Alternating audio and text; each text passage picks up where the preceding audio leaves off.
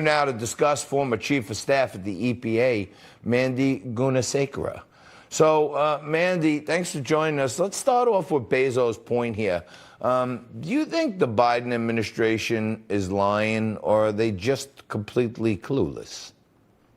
I think it's a combination of both. I mean, they've shown that clearly they don't understand the basic economics of how gas prices are set and the various market dynamics that go into that.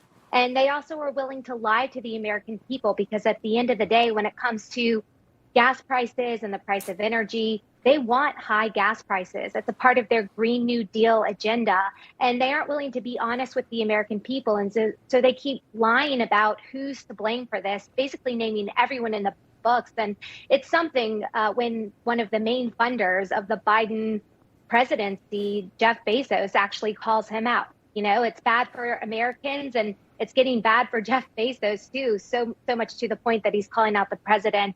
It's interesting and certainly makes a lot of headlines. But I will point out, John, Republicans have been pointing this out for a very long time because it's problematic to the majority of the American people. American families are hurting under President Biden's, his inflation, his terrible energy policies.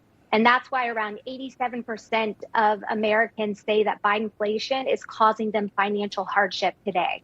Of course it is, and it trickles down everywhere else. But certainly, you know this, one way to lower oil prices is to drill right here at home, and there's a war on fossil fuels going on. But the administration continues to block new offshore oil drilling in both the Atlantic and Pacific Oceans while allowing limited expansion in the Gulf of Mexico. What do you make about this? Well, they've gone out of their way to deter the production of oil and gas here in the United States. They have not only canceled major infrastructure projects like the Keystone XL and imposed effective drilling moratoriums, canceled leases, as you've rightfully pointed out, but they've imposed massive new regulations that add cost and liability, making it harder for American producers to do what they do best, which is to drill, refine, and produce affordable, reliable energy to the marketplace that Americans so desperately need.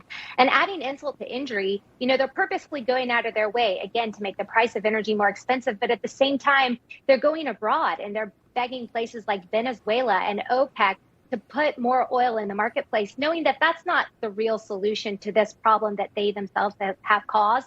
You're right. The solution to this problem is right here in the good old USA. If they would just get out the way and let American energy producers do what they do best. That's for sure. Mandy, thank you so much for joining us. Happy Independence Day to you and the family.